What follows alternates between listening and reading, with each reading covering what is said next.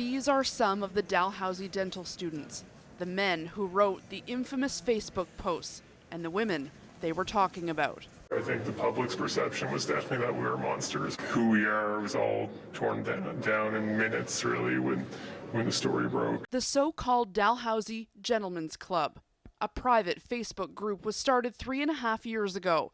It was mostly mundane, school-related posts with the odd joke reposted from the internet. But by December of fourth year, the game of one-upmanship had reached sexist, homophobic, and racist proportions.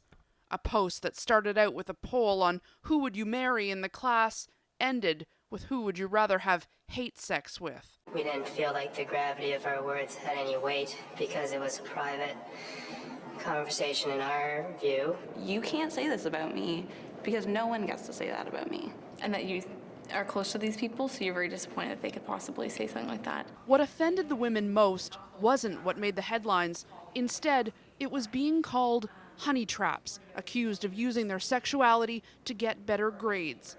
It was this underlying tone of misogyny that the women wanted changed. Because we knew that they would never say it to our face, so we wanted to make sure that they knew that they should never say it ever. Police couldn't find any evidence of a crime, so the university let the women choose how to deal with it.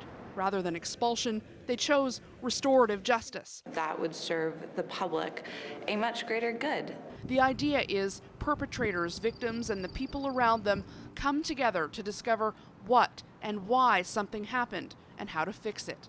Couldn't you have just said expel them? Kind of.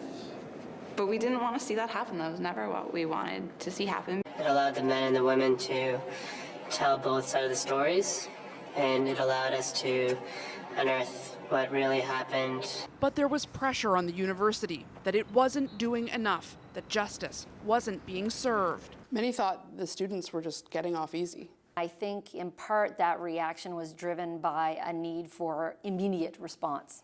Restorative justice expert and Dalhousie law professor Jennifer Llewellyn facilitated the process. We did not throw them in a room and make them talk and hug and make up. These Facebook posts that they might have thought were just a post were actually connected to the ways in which they've been relating within the dental program, or the ways in which they were thinking about their place in the profession. The restorative justice final report will be released tomorrow.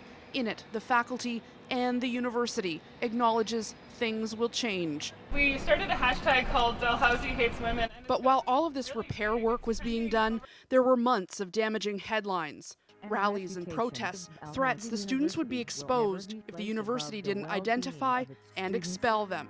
The clock starts now. There's a big difference between a rape club and a posting on Facebook. But we weren't the ones who made that lie. We've just had to deal with it. At points, there were concerns some of the men were suicidal. A week beforehand, we would have been seen as upstanding, great citizens.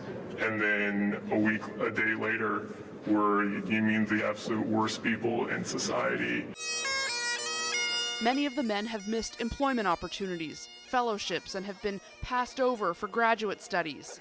The university says the men's behavior has been successfully remediated and all are eligible to graduate. What we've learned is that saying your story is easy.